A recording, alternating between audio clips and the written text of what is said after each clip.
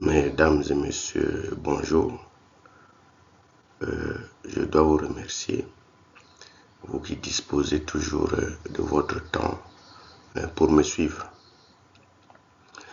Alors, aujourd'hui, je voudrais partager avec vous les méthodes d'évaluation de la qualité.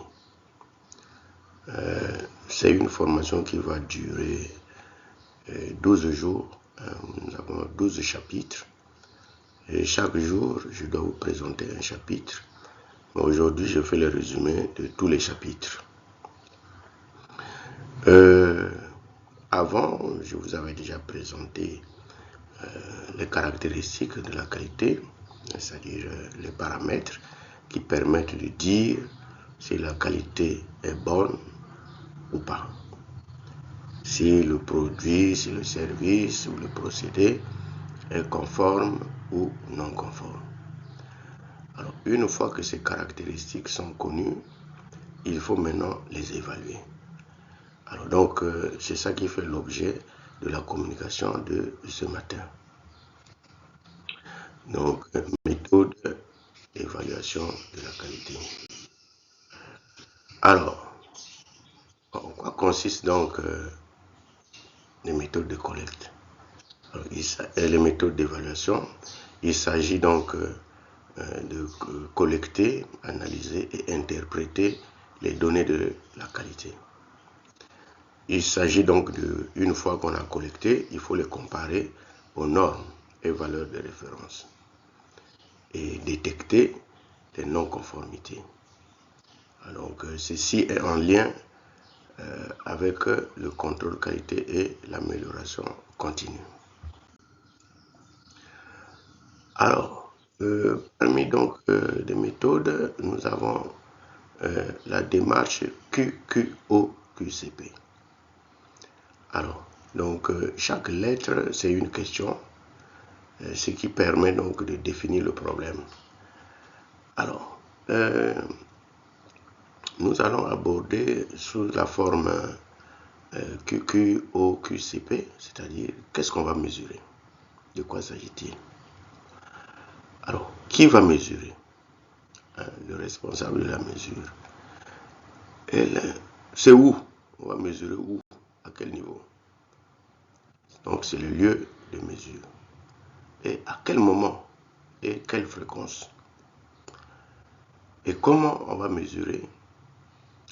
Quelle sera la méthode? Et pour quelles raisons on va faire la mesure? Alors, je vais citer, résumer un peu les caractéristiques qu'on va mesurer. Si c'est les produits, on a par exemple les paramètres physico-chimiques, paramètres microbiologiques, et comme nous avons vu avant, donc on a les caractéristiques, il y a des variables, il y a des attributs intrinsèques, attributs extrinsèques. Si c'est les services, on a par exemple les délais, les taux de satisfaction, la fiabilité, la durée de vie. Si c'est un procédé par exemple, on peut mesurer la température, la durée, la pression. Et puis bon, voilà, tout ça, il faudrait que ça soit fiable. Alors, qui va mesurer? Celui qui mesure, c'est un technicien, bien un analyste de la qualité. C'est un personnel formé. Vous-même, vous pouvez aussi mesurer ou auto-former. Mais l'essentiel est qu'il soit capable d'utiliser les instruments et les méthodes normalisées. Alors, on va mesurer où? On va mesurer où? On peut mesurer sur toute la chaîne, dans différents endroits de la chaîne, depuis la matière première jusqu'au produit final. On peut mesurer pendant la production ou bien le stockage. On peut mesurer chez l'utilisateur ou bien le bénéficiaire. Eh bien, on peut aussi mesurer en laboratoire, particulièrement en phase de conception. Alors, à quel moment on va mesurer? Alors, les mesures peuvent être ponctuelles. À un certain moment, il y a eu un problème ou bien on veut vérifier, on mesure. On va mesurer. Ou bien c'est en continu, c'est-à-dire qu'il y a une période, il y a une fréquence après chaque production, ou bien il y a un appareil qui est là, qui mesure la pression, qui mesure continuellement. Alors, la fréquence, elle est définie par les procédures, donc tout dépend de la procédure. Donc, comme je venais de le dire, ça peut être une surveillance en temps réel des procédés. Vous verrez, dans beaucoup de procédés, vous avez des appareils qui enregistrent des paramètres en continu. Quand ça dépasse la norme, mais ça déclenche une alerte. Alors, les procédures de mesure. Là, je réponds à la question que m'avait posée une étudiante. Quelque part, comme ils ont fait contrôle de qualité des aliments, donc il y avait un test de recrutement, il fallait aller mesurer la qualité des tuyaux, je ne sais pas quoi. Et elle m'a posé la question, monsieur, est-ce que je peux le faire? Maintenant, pour le faire, il faut connaître les procédures de mesure qui sont définies, par exemple, dans les normes ISO. Les normes AFNOR, pour le Codex, et puis ARSO pour les pays africains. Dans tout ça, il faut d'abord connaître les caractéristiques. Si c'est un tuyau, ses caractéristiques, c'est quoi? Comment apprécie-t-on la qualité de ce produit? Alors, vous avez aussi des procédures qui peuvent être internes à l'entreprise. Vous avez des procédures comme ça, vous verrez que Coca-Cola a ses procédures là-bas, et ainsi de suite. Vous-même à la maison, vous pouvez avoir vos procédures à vous. Et tout ceci, c'est pour garantir la traçabilité et la reproductibilité des résultats. Donc, il faut que ça soit dans les normes, il faut que ça soit des procédures bien définies. Alors, pour quelles raisons on va évaluer la qualité? Alors, on évalue la qualité, c'est pour assurer la conformité réglementaire. C'est pour réduire les pertes et les gaspillages. Et pour améliorer continuellement votre produit ou bien votre service. Et c'est aussi assurer la compétitivité et la satisfaction du client.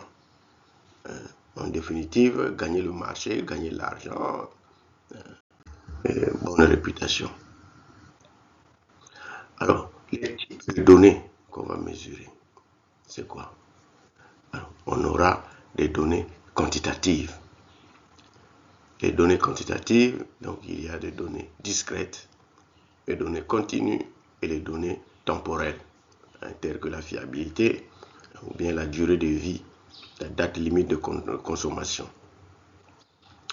Alors, parmi les données qualitatives, on a des données qu'on appelle nominales, c'est-à-dire les noms, ordinales, c'est-à-dire qu'on met en ordre premier, deuxième, plus bon, machin, et binaire, conforme, non conforme, passe, passe pas. Et on a aussi ce qu'on appelle des données textuelles ou bien audiovisuelles. Là, on fait allusion au texte, des documents, des entretiens, des émissions, des messages, tout ça. Alors, et on a aussi des données spatiales, les données géographiques. Et l'autre est Internet. Vous avez vu l'élection de Donald Trump, son premier mandat. Il avait confié le travail à un laboratoire anglais qui a collecté les données sur Internet pour voir un peu ce que pensaient les gens. Et le gars, il a orienté sa compagne sur ces données. Alors, nous avons les méthodes de collecte. On a des méthodes objectives, là c'est des appareils. C'est des analyses, c'est des capteurs. Donc, en principe, si c'est plusieurs personnes qui mesurent, ça doit donner la même chose, ou bien à peu près la même chose. Alors, maintenant, il y a des méthodes subjectives, telles que les enquêtes et les entretiens. Et puis, la collecte automatisée des données, comme je venais de le dire. On met un dispositif, un appareil qui enregistre les données continuellement. Alors, on va enregistrer les données comment? On a des fiches, il y a des registres, et puis on a des bases de données automatiques. Alors, le traitement, c'est traitement statistique ou bien qualitatif, et on a aussi des logiciels tels que le Minitab, le MaxQDA, Excel, qui permettent donc de traiter les données collectées.